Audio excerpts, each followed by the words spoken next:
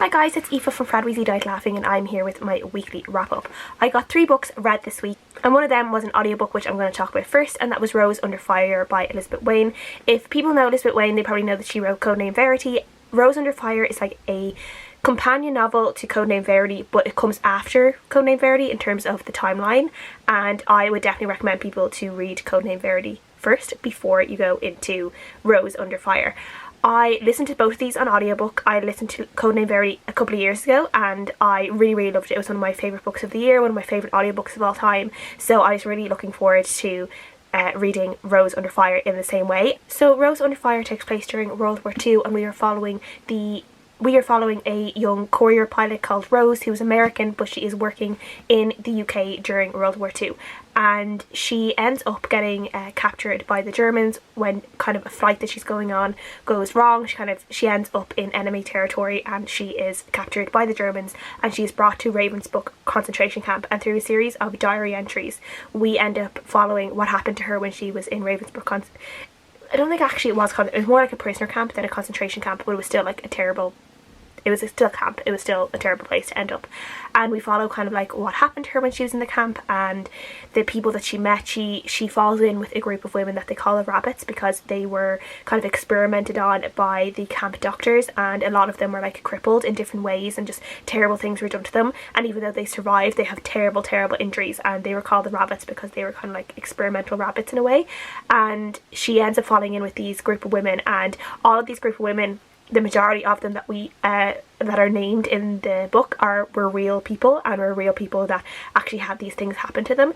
And there's a really good kind of author note at the end of this book. This is just a really good book, and it was just like, because Codename Verity is written in kind of diary format as well, and because of that they both lend themselves really well to audiobook format. And I think the narrator, who I'm really bad at remembering the names of the narrators. I do have it on my phone, I'll leave her name under below, but her audiobook narration was really good because obviously we had a lot of people who in the camp, Rose was like the only one who was like kind of like a native English speaker, and she was friends with people who were like Polish, a German and Russians, so she was in with a lot of Eastern European women, so they all had like really thick accents.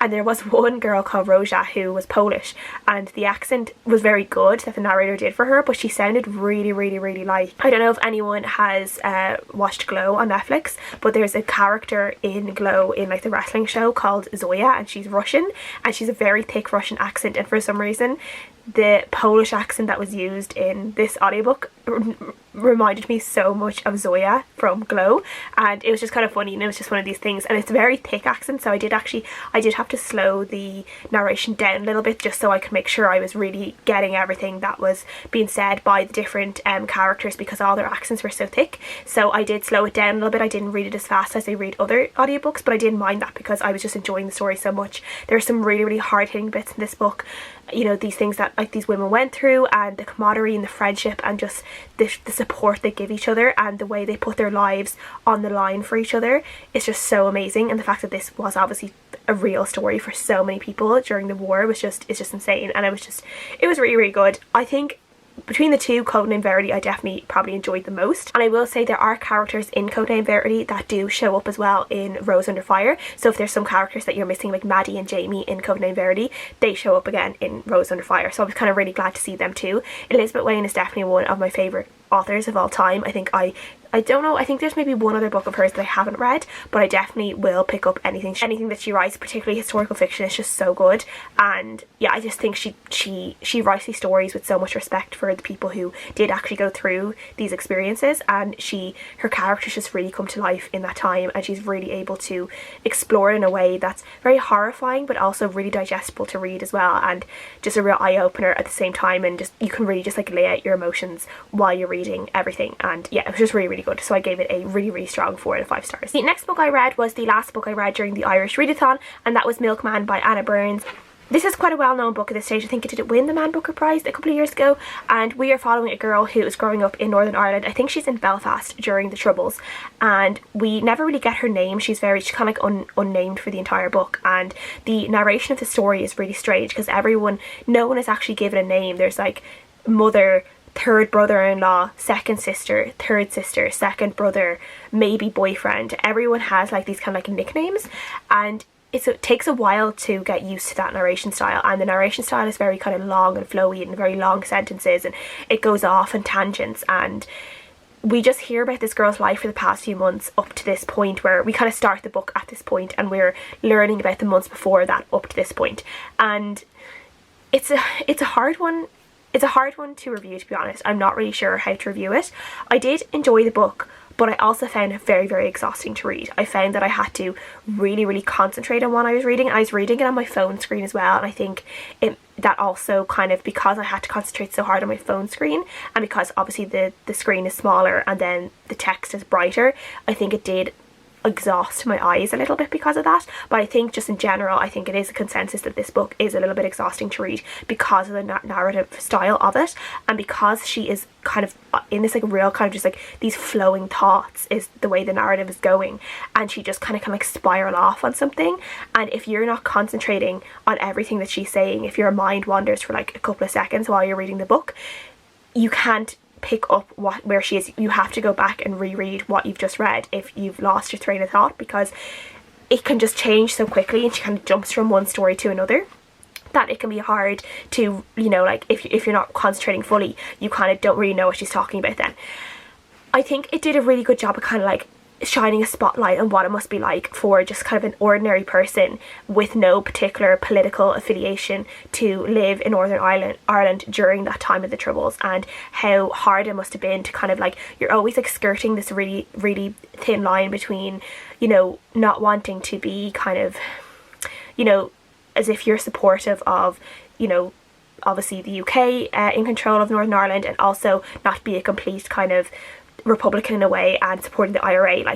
Like the narrator, she doesn't really care about politics that much. She's been living in the shadow of it for all of her life. Her family has been touched by it, her neighbourhood has been touched by it, but also she just kind of wants to be left alone, and she just wants to be able to read her books in peace.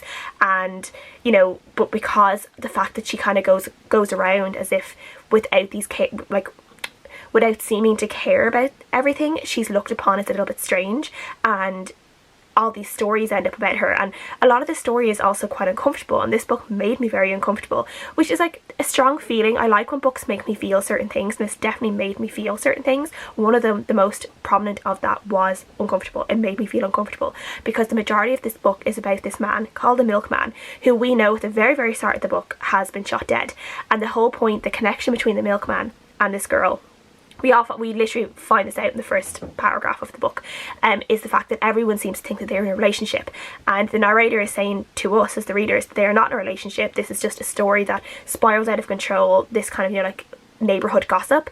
Everyone thinks that they were in a relationship, and they weren't. It was actually the Milkman was like stalking this girl for a very long time, and he's 41 and she's 18. He's like a married man, she's an 18-year-old girl, and he just like had this obsession with her, and he would just like show up places and kind of like make threats against people in her life if she wasn't gonna like follow along with what he said. And it was so uncomfortable because again and again this girl is like saying like that they weren't in a relationship, she wasn't doing anything to egg him on, and no one would believe her. And it's that real thing of like a victim being silenced in a way, and a victim not being believed. And we all know so many cases where women haven't been believed when they've said things. It's definitely a thing in this book where she's constantly been trying to say no, like this isn't what you think it is, and no one is believing her, and it's so frustrating to read. But also she's not a particularly great communicator anyway, this girl, and yeah, the communication in this book is a lot to be desired, and it can be really frustrating as a reader. So yeah, I don't really know how to review this book because it's just a weird one. I did enjoy it, but I found it very exhausting, and I'm not sure if like I took everything out of it that maybe the author wanted me to, but also I do think it's one that I will keep thinking of, and it's one that I would like to discuss with others who've read it. So yeah, it's a 3-star book for now, and yeah, it'll definitely be one that I'll remember for quite a while. So yeah. And then the last book I read was Highfire by Eoin Colfer. This is Eoin Colfer's first fantasy book for adults, and if anyone doesn't know Eoin Colfer, he wrote the Artemis Fowl series, which is a very popular middle grade series, and is also going to become a movie at some point this year. So this one is an urban fantasy. It is set in, I think, Louisiana, and we are following a kind of 15-year-old boy called Squib Moreau, who is kind of he lives with his mom. He is kind of trying to do these odd jobs to kind of keep them afloat. His mom is like a hard-working nurse, but they don't have a lot of money. They're kind of living in this like dump, and then the local constable just has like a grudge against Squib, and he just really hates him, and he's always out after him for like different things and getting him into trouble for things he didn't actually do. And the constable also has a thing for Squib's mom and is always trying to like get romantic with her when she doesn't really want to. And then one day Squib ends up discovering that there is a dragon living on the swamp that they live beside, and this dragon is like thousands of years old. His name is Vern, and he just wants to be like left alone. He's probably the last dragon in the world, and he just wants to be left alone in his shack watching Netflix and drinking vodka, and like that's what he wants to do. And he ends up, through a series of events, ends up employing Squib as kind of like his runner in a way, and Squib ends up like, you know, getting his supplies and becoming his friend in a way, and yeah, they just kind of enjoy each other's company. But obviously this constable is also, this kind of sheriff guy is kind of out after Squib, and he could stir up trouble for the two of them and for Vern's kind of whole existence. I think people who liked Artemis Fowl as when they were younger readers and who read more fantasy now would really enjoy this one. I actually think this is a great book for people to give, particularly to like straight men. I think this would be a really good book for straight men who don't read that much.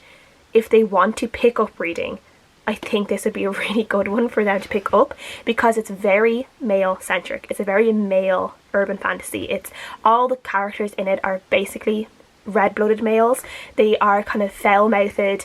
They like to talk about like their balls and sex and all that kind of thing. There's some violence and there's some gore. Yeah, and I can just imagine straight guys picking this up and just like really enjoying it. And I do think it's one that you don't need to be like a seasoned reader, particularly a seasoned fantasy reader, to enjoy. I think you will just enjoy it if you like a little bit of humour in your book. I would have liked more kind of female characters in this book, to be honest. The only female character that we really have is Squib's mom, and I don't think she really gets a lot of airtime in it, and a lot of the time she is mentioned, it's kind of because the constable is kind of talking about how he wants to give her one basically, and not with a lot of respect, and that's a little bit frustrating as like a female reader. I would have liked a little bit more female characters in this, and there's a few female characters at the end, but they don't last very long.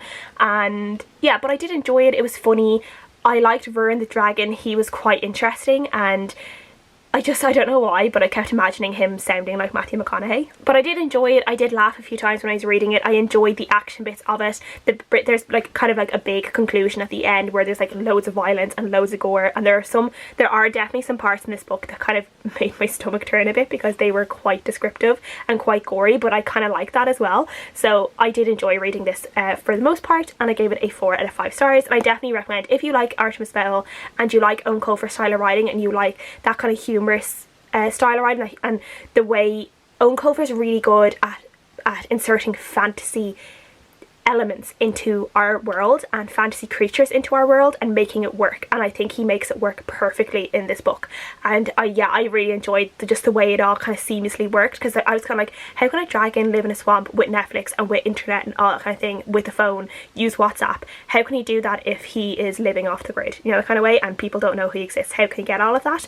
But it all explains itself and it all works out, and yeah, I really enjoyed it. So gave it a 4 out of 5 stars, and I do recommend. So that's everything I read this week. Please let me know what you guys think, what you are reading, how everyone is doing. Hope everyone is doing well. We're all in it together. We're all losing our minds together. It's okay. Thank you guys so much for watching. I'll see you guys in the next video. Bye.